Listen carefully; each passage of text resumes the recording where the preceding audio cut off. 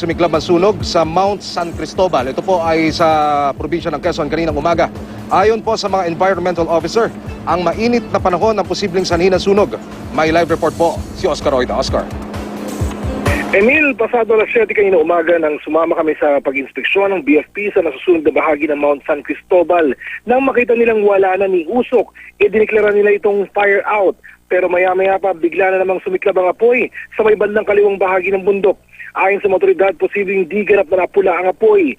Maaaring gumapang daw ang baga papunta sa mga damong di pa nasusunog at nang muli mag-init ang panahon, sumiklab na naman ang forest fire. Sa pinakauling ulat, umabot na sa 100 hektarya ang natupok ng apoy.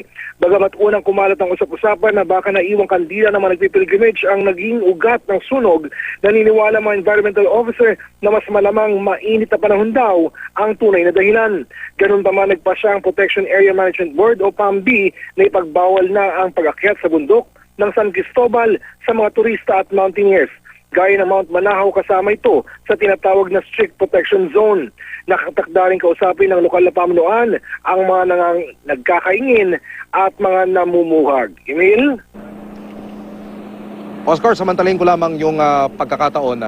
Papaano ang mga hakbang na ginagawa ngayon ng Bureau of Fire Protection para kahit papaano ay maagapan at hindi na lumaki pa itong apoy na tumutupok ngayon dyan sa ilang puno dyan sa Mount Cristobal? Go ahead, Oscar.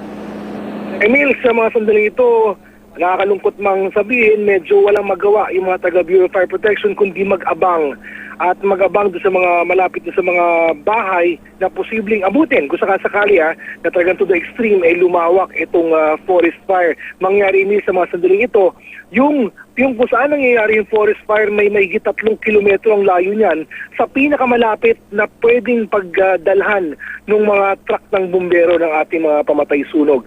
Kaya ngayon nakaantabay lang sila, nagbabantay, pero hanggat hindi pa naman inaabot itong mga malaking puno, itong mga malaking kabayan, umaasa mga taga-BFP na hindi naman na talagang kakalat itong sunog. Emil? Pero Oscar, yung damages, hindi pa naman ganoon kalaki, tama ba? Ang damages, Emil, more on yung mga damuhan tsaka kugunan. Mga damo to Ito kasing, itong bundok ito, Emil, mulat sa Puldao, talagang ang puro damo ito.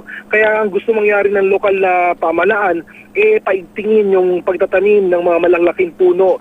Sa obserbasyon kasi nila, pag nagkakaroon ng ganito klase ng forest fire, ang nagiging pamatay o yung parang nagiging harang ng komunidad dito sa pagkalat ng forest fire, itong malaking puno. Pag umaabot na ito dito sa mga puno, lalo na yung mga fresh na puno, hindi na kumakalat pa yung apoy, Emil. Maraming salamat, Oscar Oida.